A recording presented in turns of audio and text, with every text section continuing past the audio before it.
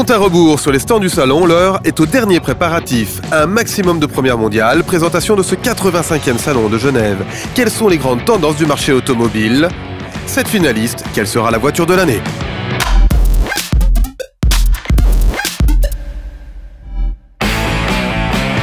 Les stars du salon ont débarqué à Genève. Entre les grues et les coups de marteau, les bolides rejoignent leur podium. Autour, 1 millier de personnes travaillent. Il y a plein de travail, de l'électricité, de la lumière, etc. C'est la course? C'est un peu la course, ouais. Le montage des 200 stands a débuté depuis 3 semaines, mais à quelques heures du top départ chez Dacia, la tension monte. On travaille de manière à la fois très coordonnée et ça peut faire aussi très désordonné quand on voit ça de l'extérieur. Mais en fait, c'est une belle alchimie qui fait que ça donne quelque chose de très sympa à vivre. C'est toujours une tension, mais même pour l'équipe, ils adorent ça. Surtout sur un salon comme Genève, qui est un salon hyper important pour nous.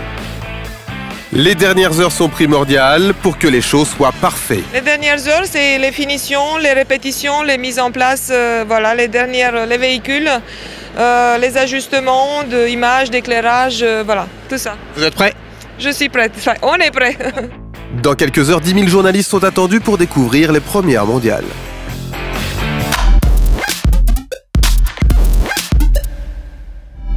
Cette 85e édition du Salon international de Genève lance l'année automobile en Europe. Genève est membre du top 5 mondial des salons et le plateau 2015 est exceptionnel. 900 voitures, 220 exposants, 130 premières. Genève fait le plein de nouveautés.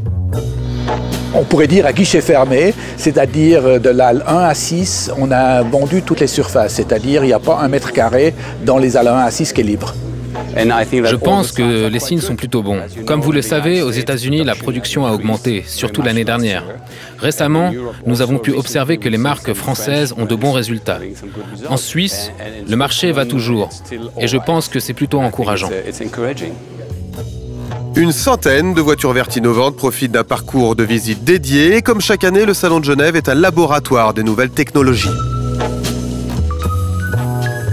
Si on regarde un peu la voiture connectée, par exemple la voiture connectée, les prochains 2, 3, 4 ans, on parlera encore beaucoup de la voiture connectée. On parle de la voiture sans pilote.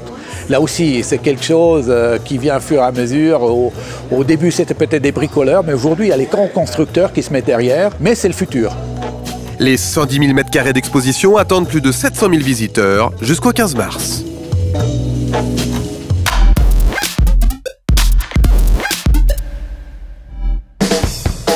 Le marché automobile mondial poursuit sa croissance. En 2015, à Genève, les constructeurs vont nous surprendre avec des nouveautés dans toutes les catégories. Pour la première fois, il n'y a pas vraiment une tendance claire et nette qui se dégage. C'est un salon comme on les aime. C'est un salon sympa, c'est un salon qui promet beaucoup. C'est un salon qui promet environ 150 premières, dont près de 60 premières mondiales, un peu plus de 40 premières européennes. Moi, ça me réjouit. Pourquoi? Parce que j'aime bien les voitures plaisir, j'aime bien les voitures fun, et qu'un tiers de ces premières, ça va être des voitures à tendance sport et plaisir de conduire. Porte d'entrée du marché européen, Genève est devenue incontournable. Le plateau constructeur est au complet. On se réjouit de voir Coros, le conducteur chinois, revenir présenter des nouveaux modèles parce que depuis le temps qu'on les attend, on aimerait bien pouvoir les rouler. Il y aura quelques feux d'artifice, notamment sur le stand Bentley ou sur le stand VV. Il y aura une pluie de nouveautés qui vont valoir le détour.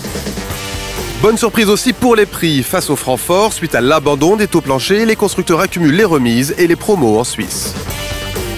On ose espérer que le client suisse, pour une fois, pourra avoir sa voiture dernière technologie un petit peu moins chère que d'habitude. Une 85e édition qui vous réserve un maximum de surprises.